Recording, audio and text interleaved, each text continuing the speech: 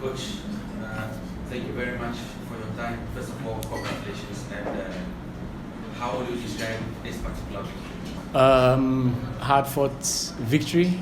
To be fair, we needed this. We needed this because we had to show some character. We have to show some grit.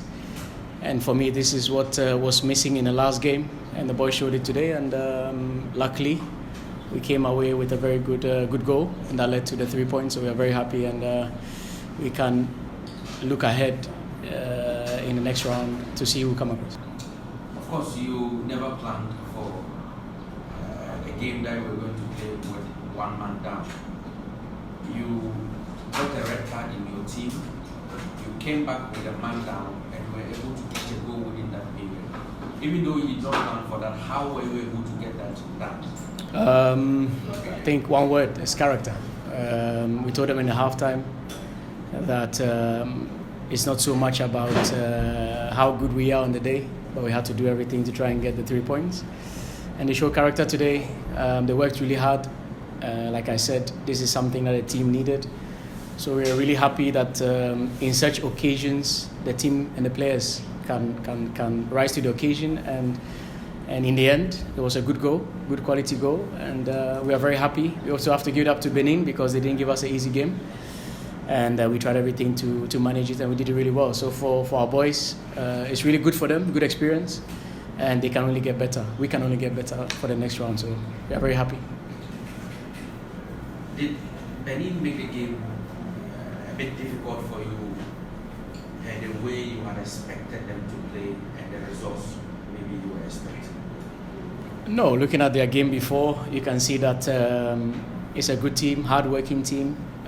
We knew they were going to be very aggressive in a positive way, of course. We knew that they were going to give everything because they had to win the game or they needed a point. So we were ready, we were prepared. And like I said, it was a good test for our boys to see the other side of the game. Like, okay, if it doesn't go your way, technically or tactically, how can you make sure that you get the points over the line? And like I said, the mentality was good.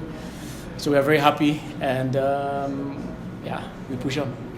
The first round of games in the competition at the group level will come off tomorrow. But so far, from the games that you have played and those that you have watched, how will you describe this particular Wafu tournament? I think this is a typical example of what Wafu is about. Wafu Zone B, our zone, it's not an easy zone. It's a fight. Every game is a fight. The last tournament in Togo was the same. It was tough. Not easy to play on AstroTurf, to be fair. If I have to be honest, I don't like playing on AstroTurf. But because it slows the game down, the ball keep bouncing. It's hard to manage the game how we want to play it. But for other teams, maybe it's beneficial.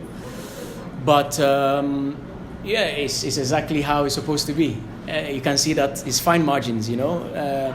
Benin lost 4-1 against Nigeria, but the goals that were scored, deflections and a bit of hard luck for Benin. So you can see that it's fine margins. You just have to stay sharp, very aggressive, work really hard, and the rest is about quality in the end. When you get the chances, you score and make sure that you don't make mistakes in the back. So it's exactly how it's supposed to be. It's good for our boys also to grow as individuals. So it's a really good tournament for us, and we can learn a lot from it, and we are very happy to be part of this. Final question. You are not coming up against obviously agriculture in the next game of the competition. Looks like it is. Is it a side that you envisaged playing, or you wish you could have played a different opponent in the semi-final? Like you said, mathematically, I think we will end second in the group because Nigeria has more goal difference than us. And looking at the other group, like you said, Ivory Coast has 6 points, so 9 out of 10 is going to be Ivory Coast. We really don't care because it's the semis. It doesn't matter who you come across. We just have to make sure that we are the best side. But it's not going to be easy because we know what happened in Togo. We took their slot in qualifying to the AFCON. So I know that, but it's a good team. I like the Ivorians. They like to play football. They want to play football. So we just have to match them and make sure that we are better. Coach, great results and performance to the team. My question with regards to how you played after going down the second half. I saw that the same players, but you switched to a 3-man midfield with 2 forwards. That one was a bit wide. and then also at the point you watch it going down. My question is, same players, how important is it for you as a coach to have players that you can easily move them away, not necessarily bringing in someone outside? And how are we able to get them to play in that way? Yeah, I think if you look at our team the past 2 years, the under-20s, how we select our players is based on our principles. I think most of the players can play in different positions. We are lucky because, in this kind of tournament, you can only have like 20 players. So you have to make sure that some players can play multiple positions. So it makes it easier for us as coaches to change formation, system, positions with the same players, so to adapt quickly, because anything can happen in a game like today, So we are very lucky to have this kind of qualities in a team, and we are happy with the selection that we made. And for me, like I said, these games, I don't wish it, but it's good games for me as a coach, and I think for the players too, tactically to adapt to play against a side with one man less is good. It's a good lesson for us, and we can only get better. And you can also see sometimes when you are playing with one man less, they are more focused, they are more hungry, they are more determined, and this is a bit typical us as Ghanaians, where we are sometimes too relaxed on the pitch, and sometimes we need a wake-up call. And for us today, the red card was a wake-up call, and we managed it well. And hopefully, with 11 men, we can do better against Ivory Coast. Congratulations on qualifying to the semi-final. So what I want to ask is, the situation around your player getting the red card, do you think it was worth it? And also the officiating of today, will you say it kind of disturbed your game? And what can you say about the officiating today and also the player of the red card? I think in football, you don't have control over the referees. As for my team, sometimes you have a good day, sometimes you have a bad day. For the referees, I think sometimes also like this. It wasn't an easy game to officiate.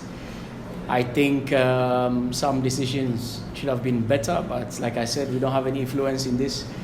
So we try to be focused, we try to be very professional. We also have to help the referees to not make it more difficult, because then it doesn't help anybody. So I respect the referees. I never speak about referees, but all in all, I think they try their best, and as we did today, and we're happy with the points.